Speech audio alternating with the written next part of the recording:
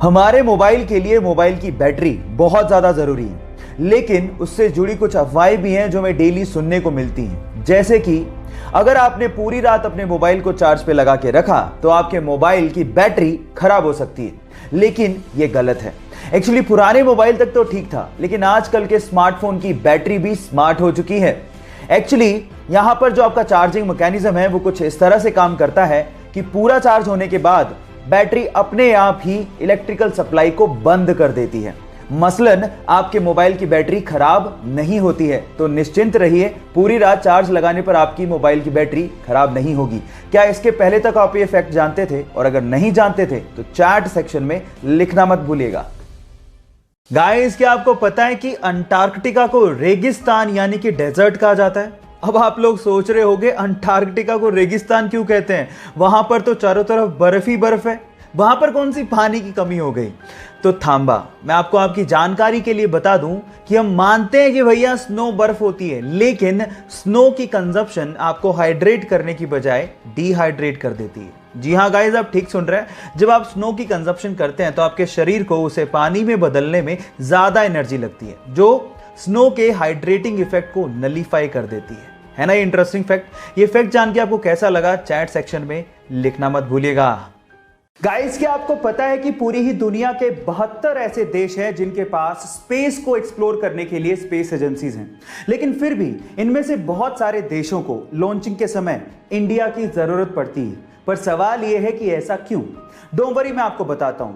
भले ही पूरी दुनिया में 72 देशों के पास स्पेस एजेंसीज हों, लेकिन इनमें से सिर्फ 14 ही देश ऐसे हैं जिनके पास लॉन्चिंग कैपेबिलिटीज हैं, और उनमें से भी भारत एक ऐसा देश है जिसके पास बेहतरीन और किफायती लॉन्चिंग व्हीकल्स हैं। आप लोगों ने PSLV का नाम तो जरूर सुना होगा, और इसी वजह से बाकी देशों को इंडिया की लॉन्चिंग के समय जरूरत पड़ती है। ये इंटरेस्टिंग फैक्ट जान के अगर आपको अच्छा लगा हो तो आप YouTube पे हमारे चैनल को सब्सक्राइब कर लीजिए। गाइस, नीट 2020 के एग्जाम में उड़ीसा के शोएब आफ्ताब ने और यूपी की आकांक्षा सिंह ने इतिहास रच दिया, क्योंकि इसके पहले तक ऐसा कभी नहीं हुआ कि किसी स्टूडेंट ने मेडिकल एंट्रेंस एग्जाम में पूरे में से पूरे मार्क्स यानी कि 720 में से 720 मार्क्स बनाए हों। है ना अमेजिंग? लेकिन सवाल यह है कि शोएब और आकांक्षा दोनों के ही 720 मार्क्स थे, तो फिर शोएब को रैंक 1 और आकांक्षा को रैंक 2 क्यों दिया गया? उसके पीछे का रीजन मैं आपको बताता हूं। सबसे पहले इन दोनों के बायोलॉजी के मार्क्स, फिर फिजिक्स के मार्क्स और फिर केमिस्ट्री के मार्क्स कंपेयर किए गए और वो इक्वल थे। और फिर उसके बाद एज का क्राइटेरिया लगाया गया, जिसमें शोएब चूंकि आकांक्षा से बड़े थे तो उन्हें रैंक 1 दिया गया और आकांक्षा को रैंक 2। अब आप इसका रीजन जानते हैं। बहरहाल दोनों ही हमारे लिए टॉपर हैं और दोनों को ही मेरी तरफ से best of luck for the future.